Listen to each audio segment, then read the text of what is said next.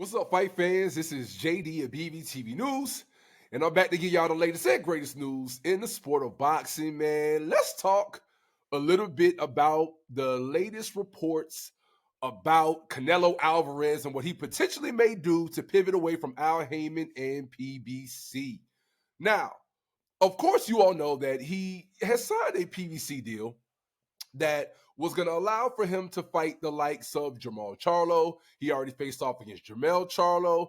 And then, there were a couple of other fighters, over in that PBC stable that he potentially was going to have the opportunity to fight. But we all know he wants no parts of David Benavidez. Now, it is sounding like he's about to pivot away from PBC and venture over to Eddie Hearn's Matchroom.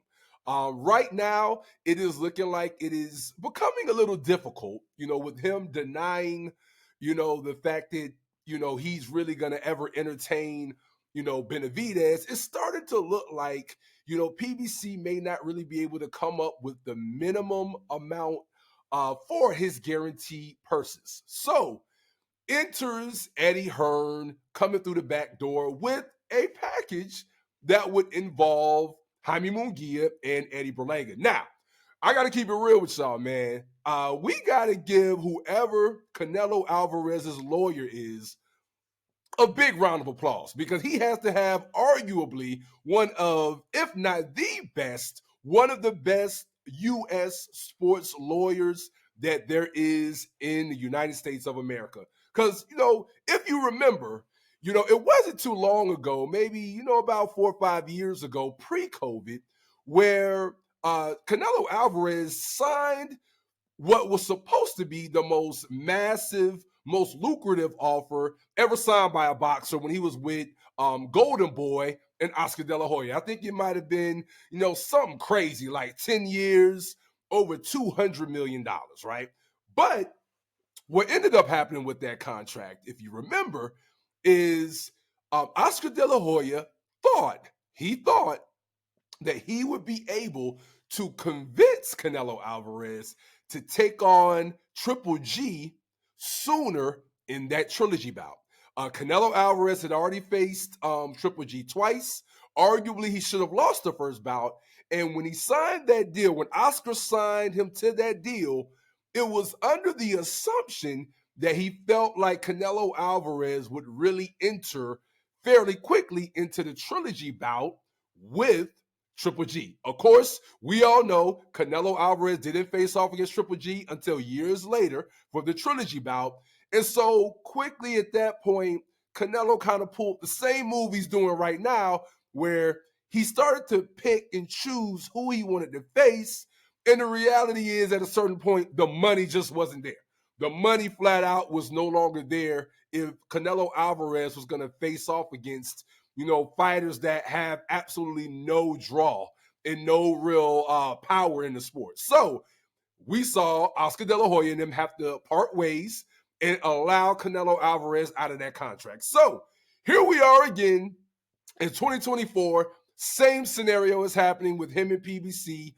You know that PBC is feeling the pressure because you got to remember they have that Amazon Prime deal.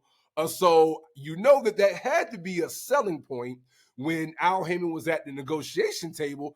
Well, that he did have, 1 or 2 fights with a Canelo Alvarez. But it sounds like, again, he might be able to skate out the back door if they cannot guarantee those 30+ million guaranteed purses. Again, for Jermall Charlo, PBC just does not have the money to guarantee that kind of money for him to face off against Jermall Charlo. Point blank, period. There's not going to be that money there. And PBC, has always been, very strategic in how they line things up and very good with managing their money.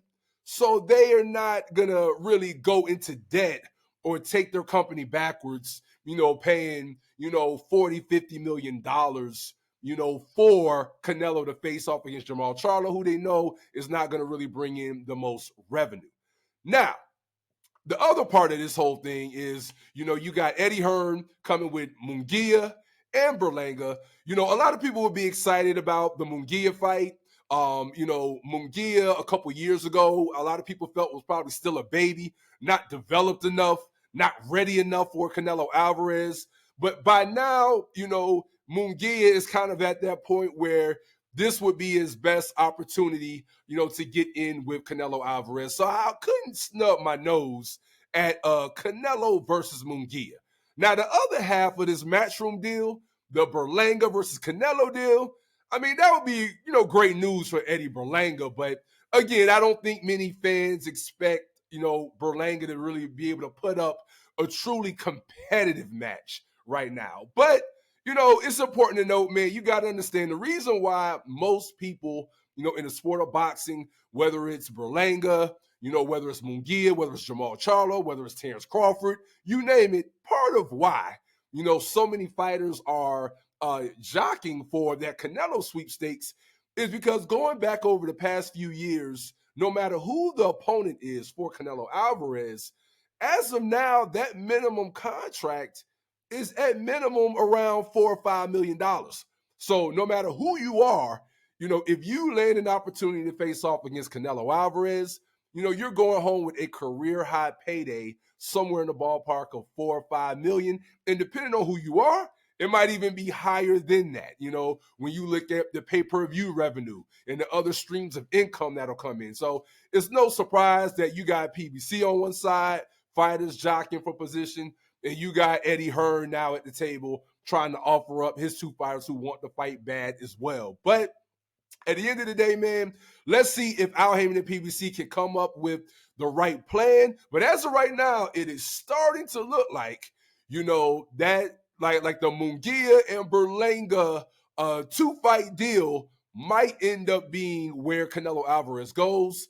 Again, he has the clause in his contract to where if you cannot, come up with the funds, he has a right to exit that contract and rip it up and move on about his way, man. He's not obligated to face any particular fight that you as a promoter tell him to face. So at the end of the day, man, we'll talk a little bit later, man, about how bad this is for the sport of boxing. Is he hurting boxing? But let me know what y'all think in the comments, man, about, the PBC side and the Matchroom side. Which side do you think Canelo Alvarez should go right now? Should he be, stepping up to the plate and doing the Jermall, Charlo, and David Benavidez package? Or would you prefer to see him go do Munguia versus Berlanga? But let me know what you think in the comments, man. Please remember to like, share, and subscribe. This is JD at Bvtvnews. Until next time, man, deuces.